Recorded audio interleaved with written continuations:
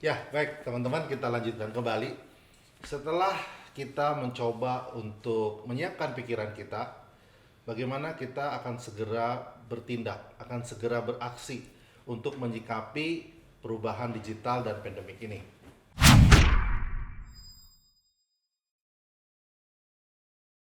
Salah satu buku atau salah satu bacaan yang waktu itu menginspirasi saya adalah bacaan dengan judul The Economic of COVID-19, Potential Winner and Potential Loser.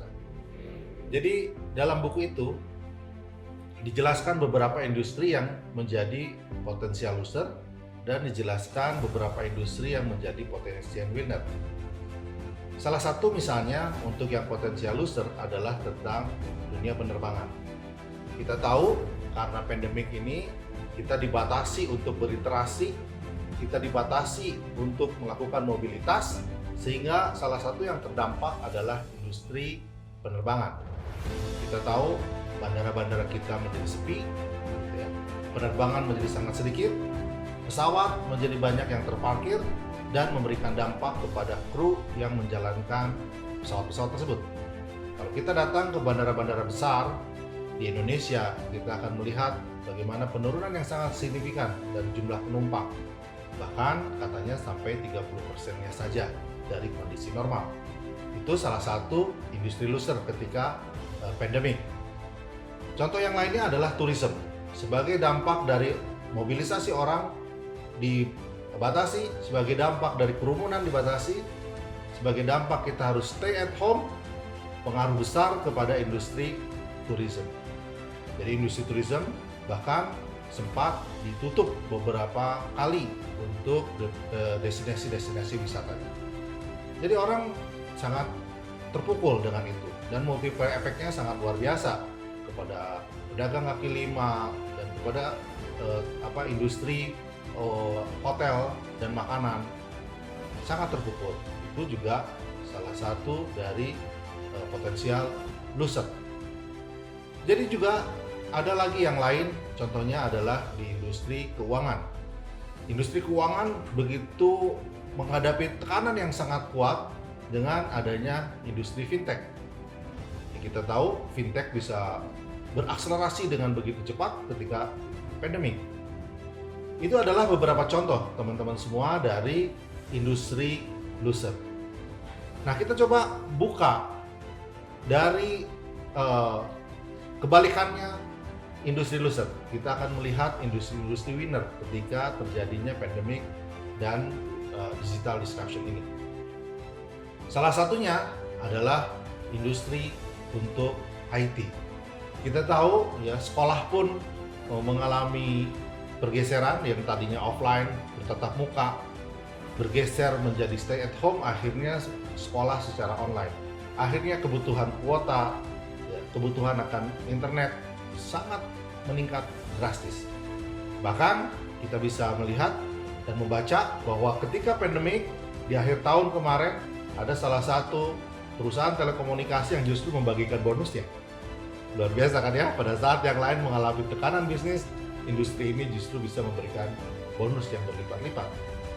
Ada industri winner yang lain, misalnya industri kesehatan. Ya, kita tahu dengan COVID ini kesehatan menjadi meningkat, personal care menjadi meningkat.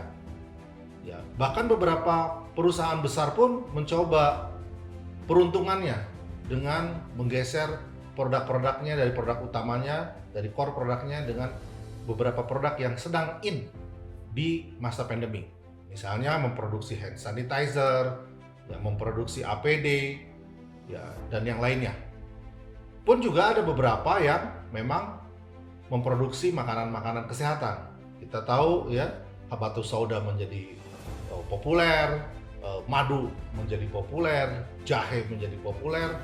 Ya, bahkan beberapa kali kita lihat di media bagaimana ada susu yang sampai diburu banyak orang berkaleng-kaleng, berkerat-kerat kaleng karena ingin mendapatkan kesehatan.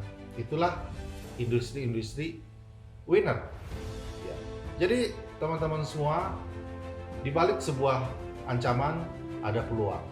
Tinggal bagaimana kita, baik secara pribadi ataupun secara korporasi, bisa beradaptasi dengan kondisi tersebut. Ada yang memang sudah mempersiapkan jauh-jauh hari ketika sebelum datangnya pandemi, sebelum datangnya digital disruption, mereka sudah melakukan transformasi digital di perusahaannya.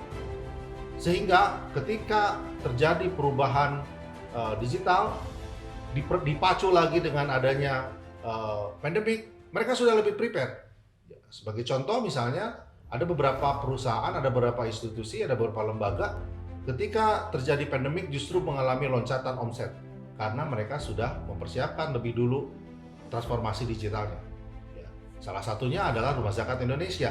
Bagaimana lembaga sosial ini bisa tetap tumbuh, growth pada saat pandemik, pada saat digital disruption ini, karena secara transaksi mereka sudah mempersiapkan diri dengan transaksi-transaksi yang berbasis digital, sehingga ketika donaturnya pun tidak datang, akhirnya mereka tetap bisa berdonasi walaupun dilakukannya di rumah.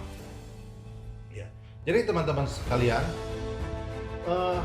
kita perlu melihat bahwa peluang itu ada, tinggal bagaimana kita mempersiapkan diri.